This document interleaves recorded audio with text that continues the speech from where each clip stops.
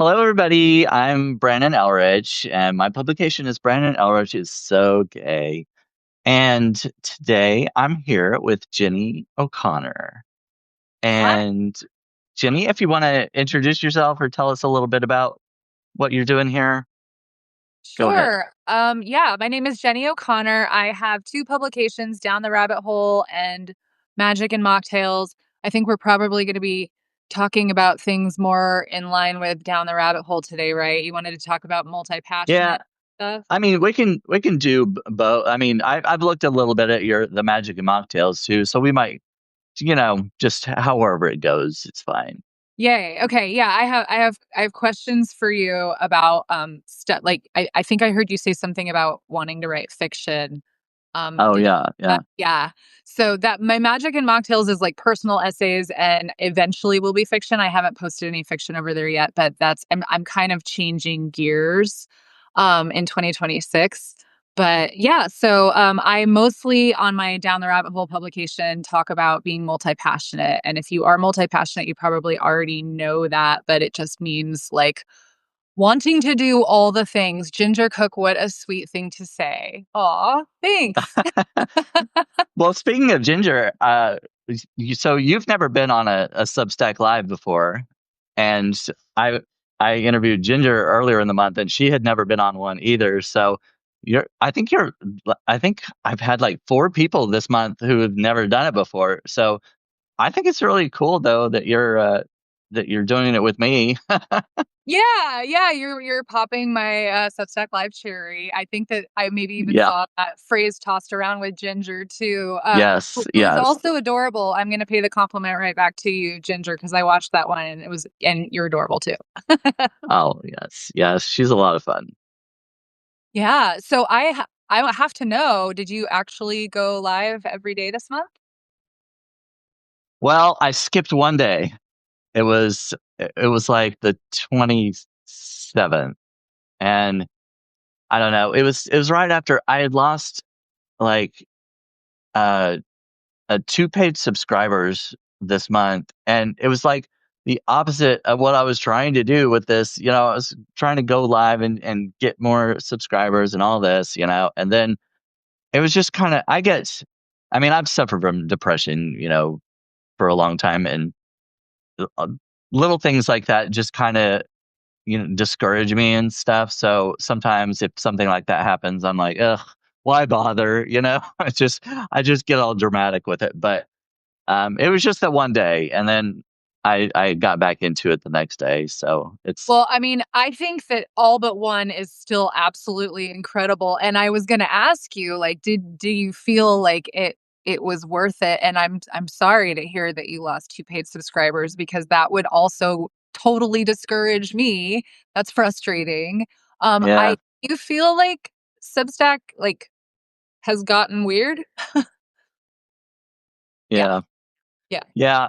I mean, I still think it was worth it. Like I met a lot of different people. I mean, like you, I've never talked to you in person, yeah. face In to real face life. or whatever. Right, right. So I've interacted, with I've seen you come up a lot in my notes and stuff. You like my posts and stuff like that, and I have done the same with you, and I've read a couple of your articles, and so I've interacted with you, and I remember your name from Medium.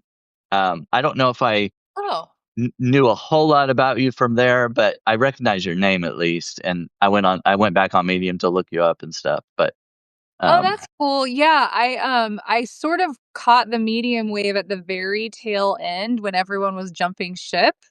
Um, but I came over here when things were still it was like the glory days and yeah, got so excited and completely believed that this was going to be like this is how I do business now. This is going to pay all my bills and yeah, yeah, sadly that is not what has happened. right.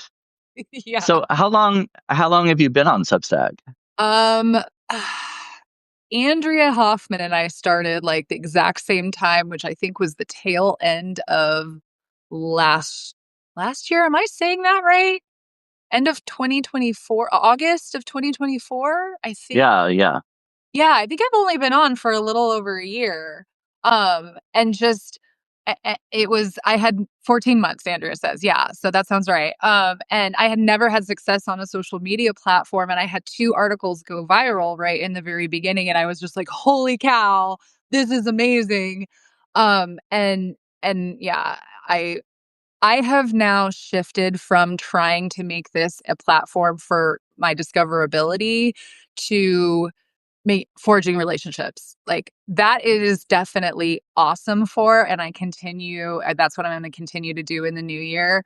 And, virality be damned, like, Yeah. it's whatever. Yeah, Andrea Hoffman. Actually, I remember her from Medium also. I think we were in the same. We were part of a writing prompt group, and Oh. we followed these prompts and everything. And I remember her being part of that. I'm pretty sure she can correct me if I'm wrong, but I I remember interacting with her through the messages and stuff through our on our stories. But yeah, so what has prevented you from going live so far? Um, it's funny. I was sort of bummed when they started doing such a push to make lives and video more of a thing on Substack. Oh And yeah, I understand why they're doing it, but I love long form. I love that I found a place where people were willing to read long form, and kind of turning it into Instagram feels like it has I was afraid it would take away from what I loved about Substack, and I feel like it kind of has. I've done a pretty good job of ensuring that my feed is still like readers that I want to read, and I'm trying to train myself back into going into people's posts because I think it's really easy to get stuck in notes, and that's junk yeah, food, that is the social media yeah, junk food that I escaped when I left Meta at the beginning of last year. Um, so I mean, I watched you and Christy Keller. Like, it has been a joy to watch a few of the people that I know and love do lives, but generally, that's not the mood I'm in when yeah, I'm on Substack. Yeah. yeah. Well, But I mean, it's there's supposed to be great for visibility and getting eyeballs on your work. So do you feel like mostly that it's been helpful for that? it has for me. Well, I somebody in the chat I know would agree with you. Ben Yalancey, he's more he joined Substack and he's talked about wanting it to be a platform for writers and he doesn't really like the direction it goes anyway. I know he's talked about that a lot, but he just joined that in the chat. But um, yeah, I've gained a lot of subscribers from my live videos Good. and so it brings them to my articles and stuff like that and so it has helped for exposure and gaining more subscribers. It's not something I intended on doing when I signed up. Kind of the same way I was on Medium, I was writing on there and heard about Substack and thought I could make money, Yeah. and moved over here and I did not intend on doing any kind of audio podcasts, live videos, any of that stuff. I was just going to write just like I was on Medium. And then I thought, well, the audio podcast would be cool. And so I started doing the audio thing and still didn't do any live videos until I don't know, a few months later. And yeah, so then I've gone live quite a bit, but I am still writing. And I've been doing cooking videos too, and a lot of people like those. So Yeah, I don't I know. saw that. That's one of your multi-passions, I take it, Y- right? yes, yes, yeah. And I read your article. Let's see, what was it? Multi-passionate or just avoiding your most important work? Uh, Yeah, yeah, I like that term, multi-passionate. I think that, I mean, so, do you identify? Because when I say, like, most multi-passionate people know that they are this way even if they don't have a word for it. Do you identify with, like, the struggle of, for instance, you have a day and there's nothing planned in that day, or, like, you get a day back for some reason, like, someone's like, "Oh, plans are canceled and now you have all this time." Do you Is it a struggle to figure out which of all of the millions of things you wanna do to spend your time on for that day? Can you relate to that? Yeah, yeah. I wouldn't just stick to one thing. I'm sure. I mean, I would. Yeah, I can. And even if it's a working kind of day, I'll try to work on like my freelance writing stuff and on Substack and editing the videos and all that kind of stuff. It'll be everything. Yeah, yeah. I hear people sometimes try to claim multi-passion because they're, like, a lawyer with a hobby they do on the weekends, and I just wanna Oh say, yeah, that's you're a specialist with a hobby, and that's fine. I mean, we need specialists, obviously, but if it's really that there's a struggle, there's an internal struggle, and you're like, "And I know I should be working on this, but I really wanna be working on this, and oh my god, squirrel," like, that yeah. that is being multi-passionate, and, I mean, even as I was shopping for Christmas gifts for my mom, she wanted these watercolor workbooks, um, I was like, "Oh my god, I think I wanna take up watercolor in 2026." And there were Oh so yeah. many times I had to be like, stop it, you can't," because what I really wanna do in 2026 is write my novel. So that was what that piece, multi-passionate or just avoiding your most important work, was born out of, was recognizing that, yes, I love all the things, but I think I use all the things as a means to avoid the thing that I would literally regret on my deathbed if I didn't do it, which is writing my novel. So Oh that's yeah. in 2026, I'm gonna actually try to focus. No promises, but we'll see. Yeah, I kind of identify the multi-passionate thing as far as writing goes too, because on Medium I would write all kinds of different things and I would put them in different publications. I was part of a cat publication, and like poetry and all these a whole bunch of different things. But when you come to Substack, they kind of I think they kind of pressure you into like finding this specific niche, and writing that because that's what people, if they're paying for a subscription, they want this specific thing all the time. I didn't really like that idea, but I've I'm kind of stayed in a sort of niche, but I am, every once in a while I'm branching out into other things too. Yeah, I mean, I recognize that in you immediately when I said niches are for niches, absolutely. Um, because of the cooking stuff. I was like, that isn't, that's a whole, it's still creativity, but it's obviously a branch apart from what your writing is generally Right. about. Did I hear Yeah. you say you want to maybe write a cookbook eventually? Yeah, I've been thinking about that too, like coming up with my original recipes and making an entire cookbook out of those. So yeah, that's another thing. So Magic and Mocktails, I have a separate website that's just for mocktails, but the catch, the fun part of them is that they also have like beneficial ingredients in them. So they are they might have ashwagandha or collagen or just something that's actually good for you. And they're accompanied by a ritual for a particular transformation. So they're like magical mocktails, Okay. and I would ultimately like to write a book about all of those recipes too. So, totally different from the fiction or the personal essays or the self-development, and over here we're Yeah. doing mocktails. So, yeah. Yeah, I read one of the articles on Magic and Mocktails, broke ass cold plunging. Yeah. And at first I was like, I do not like the cold. I don't like cold showers. I the idea of plunging myself into an ice bath just makes me cringe.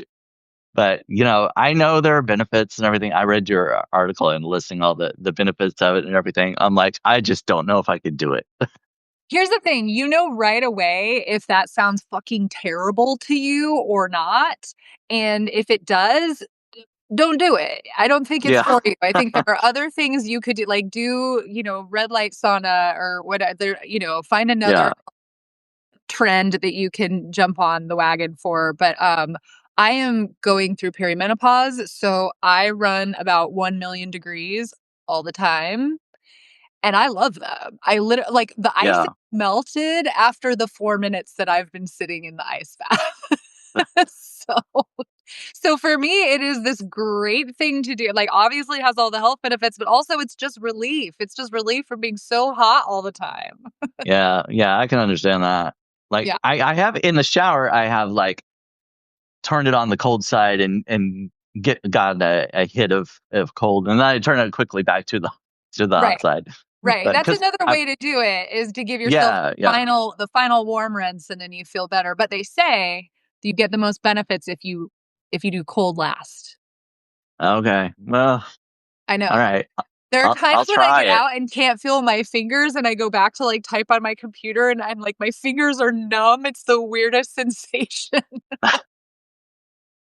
I'm crazy. I'm a little bit of a glutton for punishment, so Yeah. Yeah. Yeah, Laggy says Brandon says, "Fuck that." yeah. It's okay. A lot of people say fuck that. Also, if you read the post, it's about how, like, stupid and labor intensive it is. Like, I do not have a automatically chilled tub to get into. I have to Right. trek bags of ice from my freezer. It takes me like 25 trips. It's just absolutely ridiculous that I engage in this activity. Yeah, I saw the picture of your freezer. It's ice, even more, you know? I cannot buy frozen food. There's no room. Yeah. Who needs food? I know. It's just ridiculous. But, so many health and beauty trends are. So hey, it's torture and also awesome. Exactly. So it feels like your the multi-passionate thing kind of goes along with the name of your publication too, Down the Rabbit Hole. I mean, I first of all, I love the name of the publication because I love Alice in Wonderland. I love Lewis Carroll. I think I think that's so cool. But kind of multi-passionate, I feel like you do kind of oh, I want to do this, and then that leads you to something else, and you just go down this rabbit hole. Is that kind of where you were going with the publication too? Absolutely. I mean, how many times have you looked up and hours have passed because you've been in a rabbit hole? I've started using the word as a verb, like, "Oh, I'm rabbit holing today," Yeah. Um, but also, yes, and one of my early careers, early in life, I was a costume designer, and I made several of the costumes from Alice in Wonderland for various Halloweens. So Oh, that's cool. yeah, the caterpillar was kind of like my claim to fame, uh, and then I took this course on AI brand photography. I know that AI is very polarizing, and there are probably people that are gonna get mad at me for saying this, but I had always wanted these fantasy photo shoots that were so hard to create in real life inside of a Yeah. studio.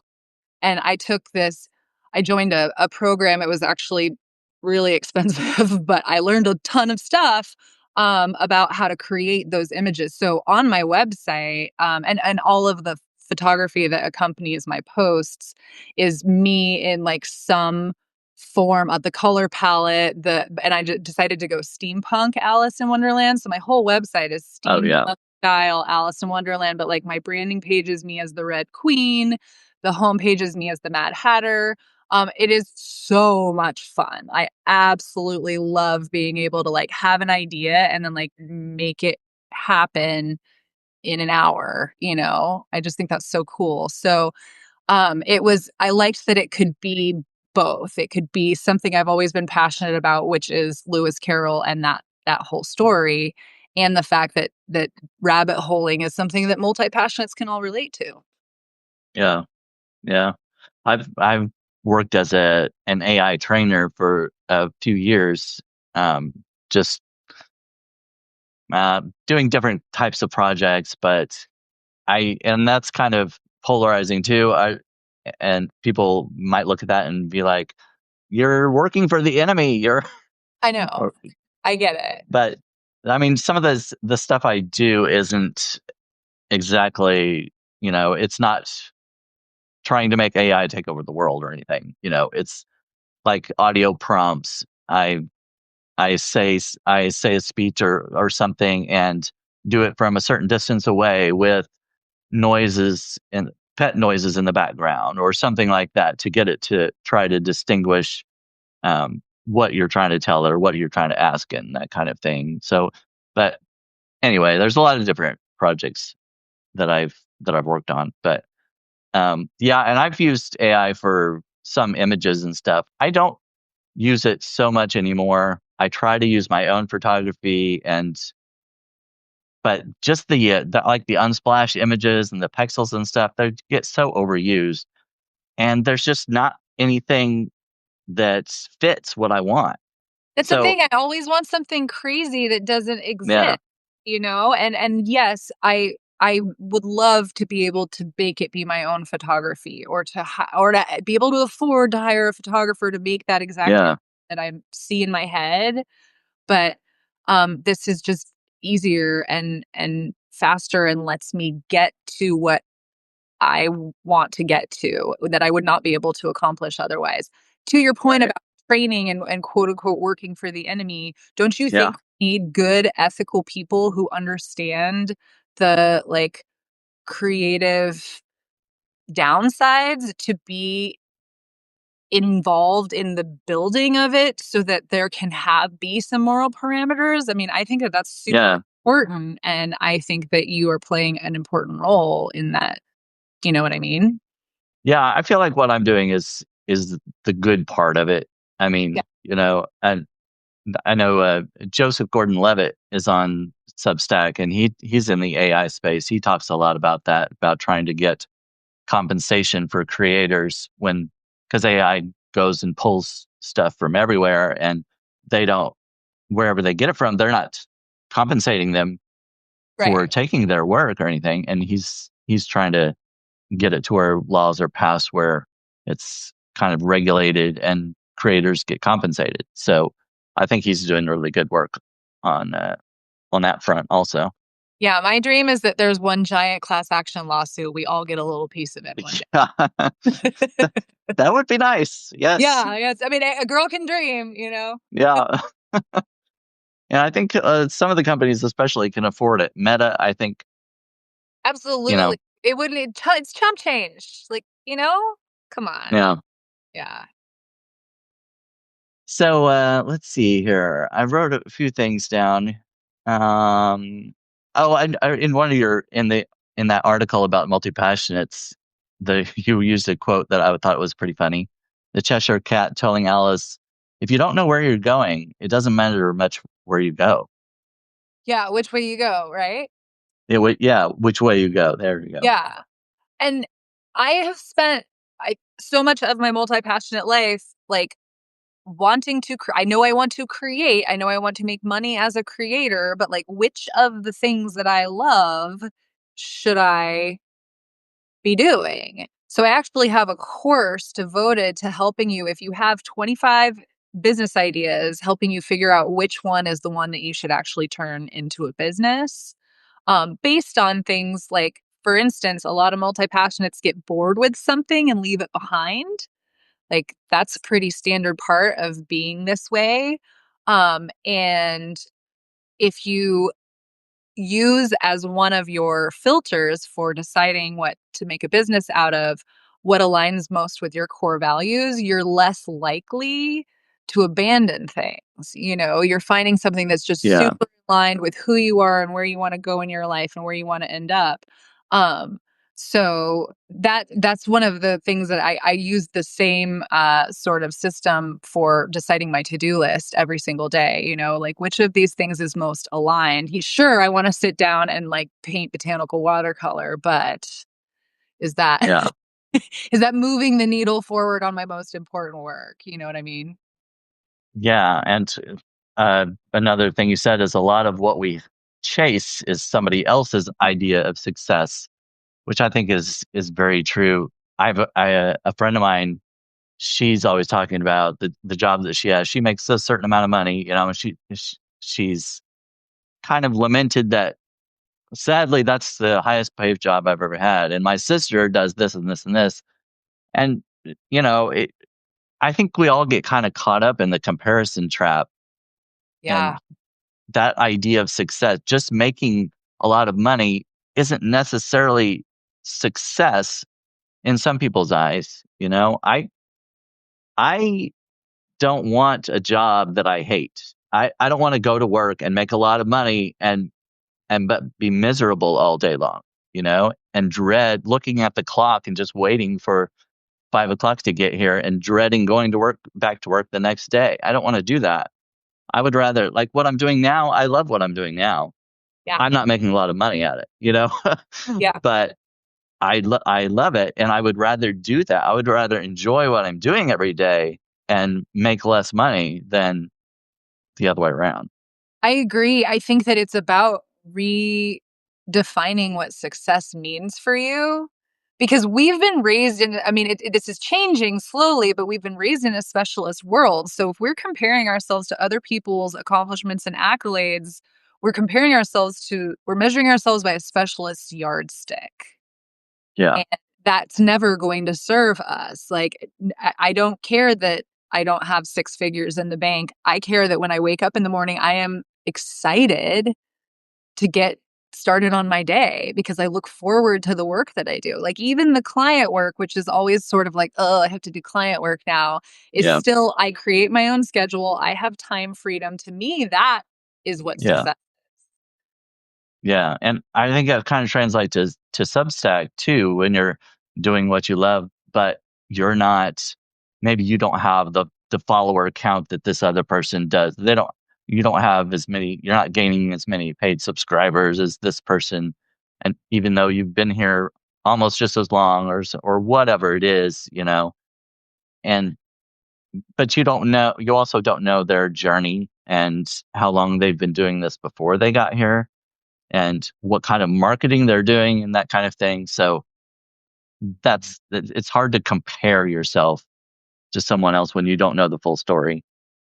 Absolutely. Yeah. And I think that anyone who is on a straight trajectory rather than one that goes like this like, is going to get to their goal faster. I mean, just look at that Yeah. path, you know? And so if they're writing about one thing, can you imagine writing about one topic forever? You'd be so unhappy, right? Yes. I do not want that. Uh-uh. No, and so I know that my path is gonna take longer, but, like, what I wanted to build with Down the Rabbit Hole was a community where other people just like you who are like, "I don't wanna write about one thing, but I also don't wanna be confusing, and I still want people to pay me. So how do I Yeah. communicate what they're paying for in a way that still allows me the freedom to write about all of the things that I'm interested in?" Yeah. And that's kind of what I was saying on one of my videos the other day is like I like doing all these different things. I don't want to limit myself to this one thing. And I guess that's who I'm looking for, my audience, the ones that I'm looking for. I'm looking for people who also like what I do. I like seeing different things from people and a variety. And I'm hoping that I'll find an audience that likes the same thing. That they like my variety. And I've heard several people say that they do. You Mhm. know, they like the satire and comedy, and they like the cooking videos, and et cetera, et cetera. So I'm just hoping to grow that Yeah. fan base. It's just about being really clear that those are the people that you're talking to. Like Right. because when you watch someone else do it and be just like happy and in their element, like again, whether or not they're making six figures, like that's permission giving. That shows you that you can do that too, you know? Yeah. And that's what I just love to surround myself with other people. Like our success looks different and that's totally okay. But everyone that I talk to is so excited all the time about the stuff that they're working on. And like Andrea, who we keep referring back to in the comments, like she will like send me a Voxer message and she's like, "Oh my God, I have this new novel idea and I'm so excited about it." Like it is inspiring to be around people who are that enthusiastic all the time, you know? Like Yeah. I want to talk you people sit at my table when, you know, I go to a dinner party because I want to hear about how excited you are about the projects you're working on. Right. Yeah. I also wanted to say to Ginger, because she said she quits everything and thought she was just lazy. There's a really fun exercise to do, which is to like write down everything. Like it'll take you a while. Give yourself a day or two or like a solid hour to do this, but like write down everything you've ever done, including things you haven't finished. Because I feel like sometimes when you don't finish anything, you get to be in your mid 40s like me and you're like, what do I have to show for my life kind of. But if you make this list of all the things you've done and started and not finished, the whole complete list, you'll be like, oh my God, I have done so many things. I'm really interesting.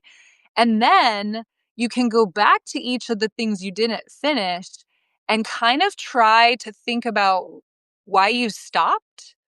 Like what point did you get to? Let's say you were like learning to surf and you got to the point where you stood up on the board and you were like, I'm good now. And then you like stopped surfing after that. That's the reward that you were seeking, and different people are driven by different rewards. Some people only want to be competent at a thing. They don't need to be the master of it. They don't need to make a Yeah. career out of it. They just want to be able to say, "Oh, I can do that." And if once you realize that your rewards look different from other people's, the specialists especially, um you're more at peace with leaving things behind. You like understand more like what, oh, I actually did finish that in my own way because all I ever needed was like a base level competency at that thing and I got that. So on to the next. It's a Yeah. good And exercise. I really love that. It will make you like feel less like, oh man, I suck because you don't. You are one of the most interesting people in the room. I guarantee it. so that leads perfectly into something I was gonna mention next. The article, "A Simple Way to Make 2026 Your Bitch." You talked about reviewing, performing an annual review, which is kind of what you were talking about in a way, but Yeah. this is just focused on the year, I guess. But I've always hated. I don't do New Year's resolutions. I was gonna ask you about that. Okay, you don't do them. I now I just figure like if I want to make a change, I should do it now and not wait and not I don't know, not depend on a certain day like the beginning New Year's Day, like I need to start doing this thing on this day. And and also it's just because a lot of other people do it. That's Right. why I I don't know, want me to. too. That's kind of like everyone's like, "What's your word for the year?" And I'm like, "Ugh." Oh yeah, yeah. No, no, Okay, but I've done that. In the past, I've totally done it. It's just yeah, this year is the year I decided that like word for the year is like so last year, so I'm not doing it. yeah. But I do like this idea of doing kind of the annual review. You mentioned like extracting the lessons that you've learned and going through all your, like you were saying just a minute ago, listing all of the things you've done instead of comparing. Just go through and see. Well, look at all of these things I've accomplished, and I'm just looking at like Substack. I'm just focused on that right now for me. What have I done this year? What have I accomplished? And like, what numbers have I hit or whatever, gone live during these times and that kind of thing. So I think that's a really good um, suggestion, a practice that that I would like to do. I'm going to sit down and write those things out. Yeah, it's my favorite thing. I have done it every year for as long as I can remember, and it my the annual review workbook that's included in that post is long. I mean, it takes me I do it like 30 minutes a day for a week kind of to get it finished. But it is such a antidote. I always get those words confused. Antidote to feeling, what have I accomplished? Like what do I have to show for my life? What did I get done this year? It is an antidote to that. It will show you you've done so many things. And there so much growth from last year. Like, look at you. You were like, I never even thought of doing lives or Yeah, podcasts. Now here you are concluding a month of going live. That is yeah, such an achievement. And you need to take a minute and celebrate yourself for having achieved that. Yeah. Yeah. You're right. Yeah, and I think It we is kind of go on hard. to the next thing. We live in such a busy Yeah. world. We're always, like, "Oh, I wish I could be more this way. I could be skinnier. I could be more successful. I could have more followers on Substack." But the way that you attract those things is to celebrate what you have now and to practice gratitude for what you have now, because that energy magnetizes more to be grateful for and more to celebrate. So that's what I think makes it such a positive exercise, is all you're doing is like saying more of this please to the universe. Yeah. Right. Right. Putting it out there, basically. Mhm. Yeah. And And I mean, that's something again, that, like, I want people to know that they are so interesting, even if they feel like they're squirrel brained. You are the most interesting. Because yeah. everything makes you curious with like that childlike enthusiasm, like kid on Christmas excitement about, this new thing you're like learning how to do. And it could be knitting, but like you're excited. That's so cool. Yeah, and that's one thing I've enjoyed about this going live every day and having all these different people. I mean, originally I thought I was gonna have to do most of it by myself because I didn't know how many people would, agree to come on or want to do it at all. And I ended up having a ton of people. Like, I mean, almost every day, Monday through Friday, pretty much every week. And it was somebody different. I was talking to somebody different every day and different subjects, the people with different expertise and different passions. And I've really enjoyed it. I think it's been great. I've had a lot of fun, and hopefully everybody else has too. I really love this platform for the community building. I mean, Yeah. I've only met Andrea in person so far, but I have plans in March to meet someone else. And I went on a long road trip this summer, and um, we were ships passing in the night. But I was going to meet Zach Hively for lunch. It didn't end up happening. But that's my goal. Oh. Like, I want one day. In fact, I think you were probably one of the people who commented on a note I posted a while back. Like, we need to do a Substack like gathering, because the people who I don't know how we all found each other, if it was like we started at the same time, but it seems like we're kind of, I don't mean to say clique, like people aren't included, but it's sort of the same people who kind of support each other and like comment on each other's posts and stuff. And like, I Yeah. want to get that group of people together. I don't care where it happens. It could happen in a different state every single year. And we've got people, Christy Keller's in Canada, so let's go all over the place. But that's what this platform has given me, that has been so beautiful and different from all of the other social media platforms that just sort of like sucked my soul away. Yeah. Yeah. Yeah. Yeah. So I mean, that's what you gained from going live. That's so cool. And Christy Keller has talked about that too. She was on her podcast with Dre a couple months ago. They were talking about wanting to do like a writers thing where they all went down to Mexico and stuff. And I was like, I'll go. And she said, yeah, you can be our cook. Oh, well, Our, see, I was a private chef for a while, so you and I can like oh yeah. team that operation. I love that idea. Okay. That's cool. I'm not as good at making up. I mean, mocktail recipes, sure, but I heard you say you're like, I just made up a sweet potato cheesecake recipe, and I was like, how? Baking is a pretty exact science. Like cooking is different. You can just throw in pinches and handfuls, but Yeah. cooking is like chemistry. So I'm mad impressed that you just made that Well, up. thank you. I appreciate that. I mean, I've made a lot of cheesecakes before, so I know like the basics of it, and so I know what I can like substitute and stuff. I know the amounts that I can play with. So yeah. Wow. I tried to make saffron snickerdoodles at the beginning Okay. of this month, because I've had them before and they were absolutely delicious. And so I was like, okay. And have you ever cooked with saffron? No, I don't think so. So it's expensive, but at Trader Joe's they sell like a little jar of it for like $5. So you can get the Spanish saffron is cheaper. But you have to bloom it. which means soak the little strands in waters and then it all kind of like releases. Okay. So I was thinking, okay, I'm going to put this in a tablespoon of water. So I need to take out a little bit of liquid from the cookie dough recipe. But once I had let it sit for several minutes, it had sort of thickened up. It wasn't liquid anymore. It was kind of like a paste. So I just threw it in. I was like, I don't need Yeah. to adjust anything. This is fine. And it wasn't fine. They came out like so thin. Even if I froze the dough before I put it in the oven, they came out so they were like paper thin. They tasted great, Huh. but they did not look pretty. So I was forced to eat the entire batch of cookies by myself because I couldn't give them away because they weren't attractive.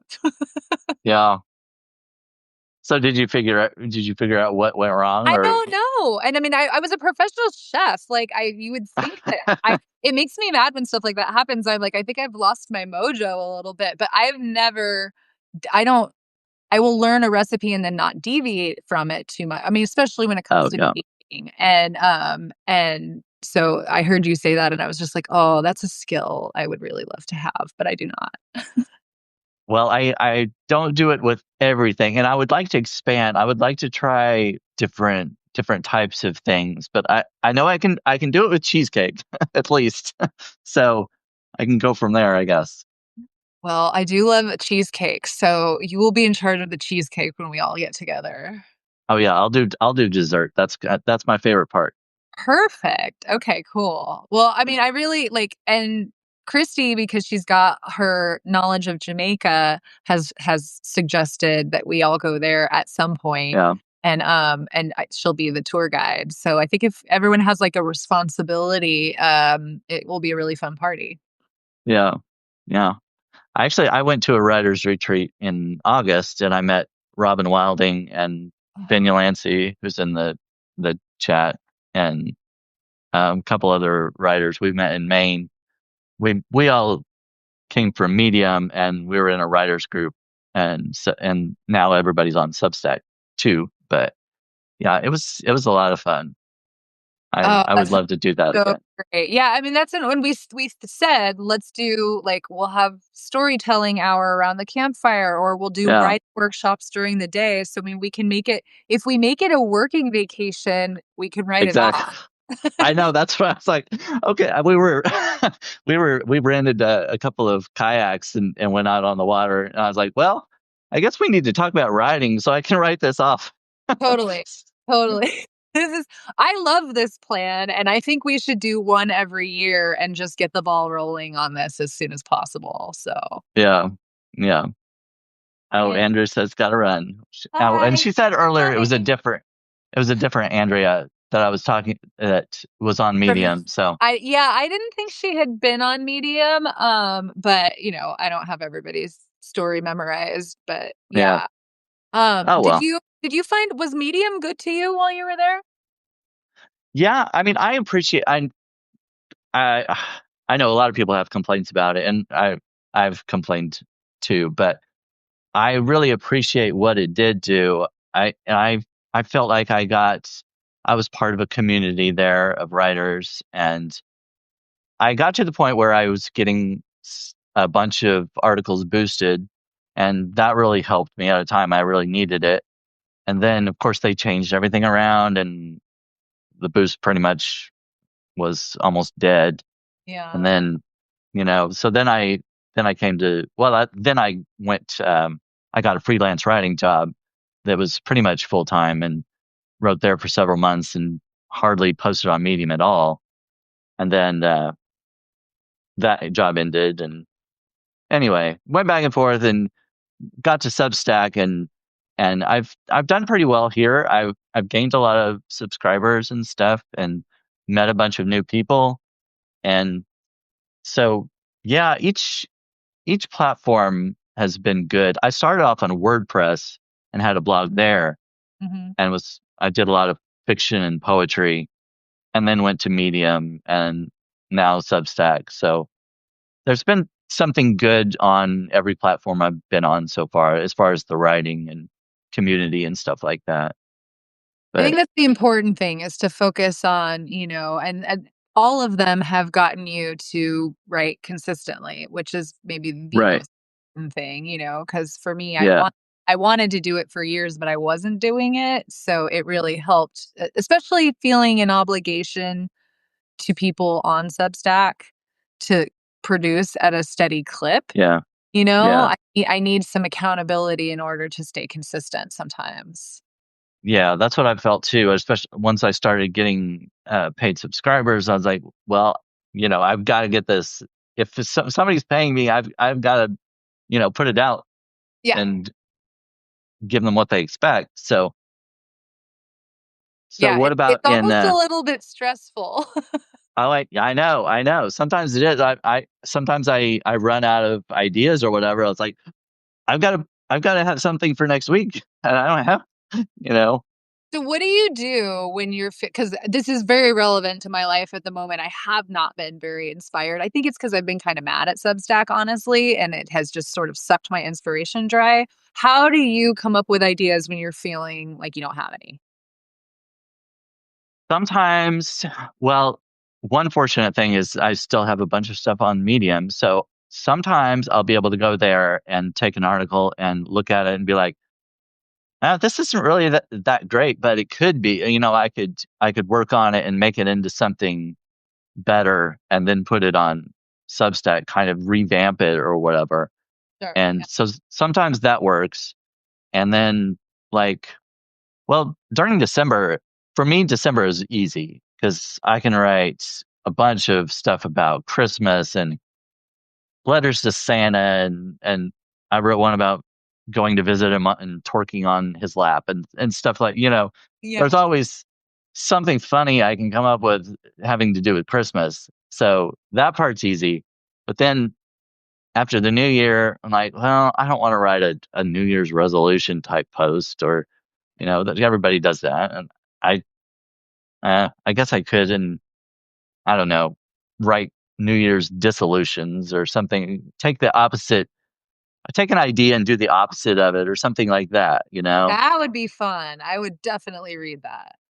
Yeah. Yeah. So I I can't really say what I do. I guess it just something comes to me eventually. I just, look at different things and different ideas, and I may like I may even use I don't use AI for my writing. Sometimes I'll ask it something for ideas or whatever, and it almost always gives me lame Yeah, trash. kind of, yeah, basically. But what it does to give me is like, okay, that's trash, but I know what I can do to make it better. I have an idea that I can change it and make it a good idea. Because I so far I haven't gotten any good ideas from it, but I have gotten something like I can change that to make it. You know what I mean? Yeah, it does that for me too. I'll look at something, I'll be like, none of this is usable as is, but there's a kernel of something in that sentence there that I'm gonna run with Right. for Yeah. here. So I do find it really helpful for that. I also find it there are times when there's a word that I'm trying to get to. I think this is also part of being in perimenopause, like our brains melt. I don't know why. Maybe because I'm so hot all the time. Um and I can't think of the word, but I can think of all of the context around the word. So I can just Oh tell yeah. that it's like it means this and it's a synonym for this. And can you like what word am I looking for? And it will help me. So I do use it sometimes to just idea generate and stuff like that. Right. Do you find that being a writer, weird stuff happens to you a lot?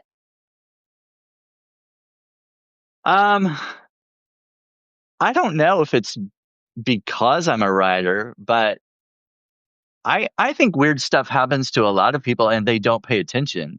I Maybe it's think that, but I feel like I know all the writers I know are like, "This crazy thing happened to me, and it's crazy," but maybe it's only because we know how to capture it and then tell other people. right. Yeah. I kind of think that's the way it is because some people will say something, tell a story or whatever. I'm like, that's a great story. I Yeah. mean, it may be something just small and insignificant to them, but it's like, oh, I could take that and run with it. And run. Definitely. Yeah. I love that. I mean, I think that we're always looking for the thing that's intriguing about the mundane situation that we happen to find ourselves in. And Right. I just think writers lead more exciting lives, even though I know we're introverts and, often like to be solitary. I certainly am that way. Yeah. Yeah. I am too. Still I still can find the exciting, yeah, or tragic or just moving moment that other people might miss. Yeah. Well, we are approaching the hour mark, but I mean, I want to kind of ask you about what you're going to be doing in the future. Like, what does 2026 look like for you? What are you going to be doing with your publication, and what do you want to tell people about it? Well, I it's kind of ironic because we came here to talk about, I mean, we talked about a bunch of stuff, but we came here to talk Oh, about yeah. multi-passionate, and I find myself feeling drawn towards choosing, I'm gonna write my novel this year, and, like, everything else can just be background. So, Okay. I feel like it means I kinda have to start over. My audience knows me for my self-development, my multi-passionate essays and things like that, and I really want to develop an audience around fiction, this novel that I'm writing, but also short stories and personal essays. So, it's very scary to think of starting over again. But I think that's what I have to do. I will certainly tell all of the people who are my down the rabbit hole readers, like, if you're into this, please join me over here. But I think I will be probably publishing one piece a month for down the rabbit hole and really focusing my efforts on my other publication for the near future. And my goal is to have the novel, at least the first draft, completely written by the end of this year or next year. Oh, yeah. Right. Yeah. Right. Yeah. Okay. What about you? Well, I think we mentioned earlier that I was thinking about doing it like poetry and fiction, maybe having a separate publication for that. Well, one of the reasons was on Halloween night, I'm sorry, I went on a live video and I read a couple of original short stories. And I don't know if you know, but when you do a live video, they have a Substack has an AI program that automatically makes clips, and you can put those clips on social media or whatever, and put them on notes or whatnot. And so one of these clips that it put out there, it got tons of views and likes and stuff, and it still is. Like, just yesterday or maybe even today, there was somebody else that liked it. I don't know where it is or where people are finding this, but it just keeps getting a bunch of likes. And I thought, well, maybe I need to do more of this. Maybe people want to hear more fiction, short story fiction, and that kind of thing. So, like, I might as well try it, I guess. And so I'm thinking about doing a separate publication. So, I'm not going to put it on my one now because nobody's expecting that kind of stuff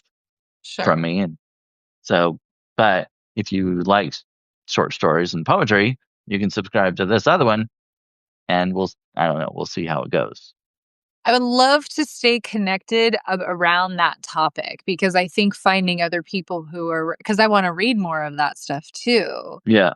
Oh yeah, let's continue this conversation because I will absolutely cheerlead for you because I'm going to be in the same boat right there with you. Well, I will mutually support you also. Yay.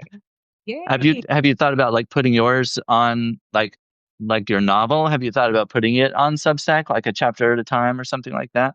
The serial release is very interesting to me, but I wonder, like, I mean, surely that's, I can't release it as a first draft. Like, surely that's way down the line when I'm actually Yeah.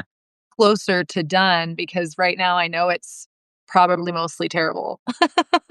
Oh, yeah. Yeah, Yeah. you would probably want to edit and all that kind of stuff. Get somebody Yeah. else to look at it. Yeah. Yeah, but I definitely do. I have a great idea for a short story right now, that I think will be the first thing that I publish on Magic and Mocktails in the new year. And Okay. hopefully some people will want to read it. So Yeah. Well, I coming on here, especially when I've done it before. I think that was really cool. And I see your name all the time, and so I was like, why not ask? I'm So, so glad you did. I've followed you, and I saw the episode of Dre and Christie's oh podcast yeah, that you did, and I was very excited to meet you in real life. So this was a total blast. It went by so fast. So thank you. yeah. I know. I don't think we really got to everything I kind of thought we would talk about, but that's the down the rabbit hole kind of thing. So it fits, I guess. Absolutely. It's a good problem to have when you have too much to talk about, I think. So, Yeah. All yeah. right. Well, again, thanks everybody for coming in. If you haven't Yeah. subscribed to Jennie Thank O'Connor and Down the Rabbit Hole, please do that and subscribe to me if you're not already. So, but thanks a lot for coming. Happy New Year and thank you. You too. good luck. Thanks. You as well. Thank you, All everyone. Love right. to see you all. All Bye. right. Thanks. Bye.